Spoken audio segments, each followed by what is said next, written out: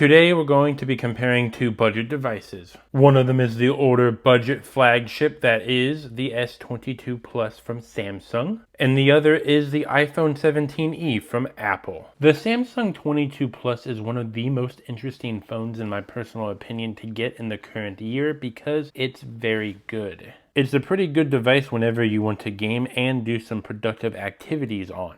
The iPhone 17e can also game, and you can be productive with this device, but there's one major difference between both of them. That would be price to performance, but also the security aspect of both of these devices. The Samsung Galaxy 22 Plus is one of the best devices you can get for around $250 or under usually. You can sometimes find it for even lower, but it's usually locked by a certain carrier at that point. The Samsung Galaxy 22 Plus is a device that you can play a lot of these modern day gacha games and run pretty smoothly as long as you tweak the system a little bit. While the iPhone 17e can also play games and it can play gacha games pretty well too, but the main problem is the price. And the iPhone 17e can also play games, a lot of good gacha games too, and it doesn't slow down really. But the main problem with this device is that it's also pretty darn pricey.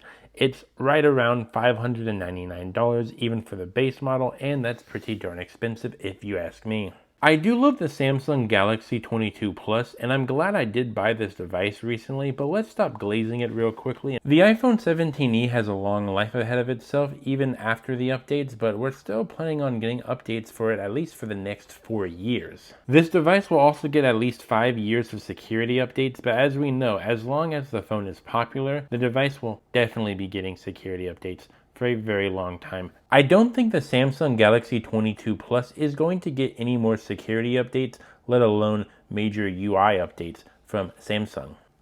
Do me a favor, like and subscribe. Thank you. There is one major aspect the Samsung Galaxy 22 Plus far exceeds and triumphs over the iPhone 17e, and that would be the camera. The iPhone 17e only has two cameras, one on the back and one on the front. To make the video simple, let's just talk about the main back cameras of both devices. The iPhone 17e has a 48 megapixel back camera. When you first open your device, it's actually going to have a 24 megapixel camera, and you have to go into your settings to unlock the full capability of your device. There is also another major flaw to this device, and that is that it cannot go past 4K 30 frames per second. If you try to tap on 60 frames per second, it will go back to HD.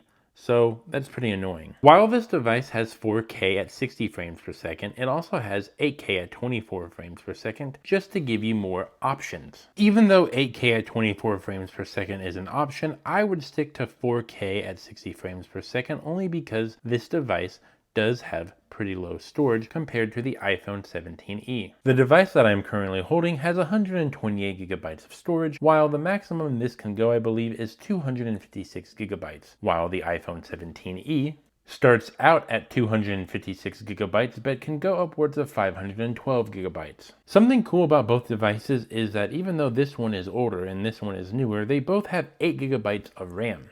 They both have USB Type-C and fast charging options. The Samsung 22 Plus has a way better feature than the iPhone 17e, and that would be the display.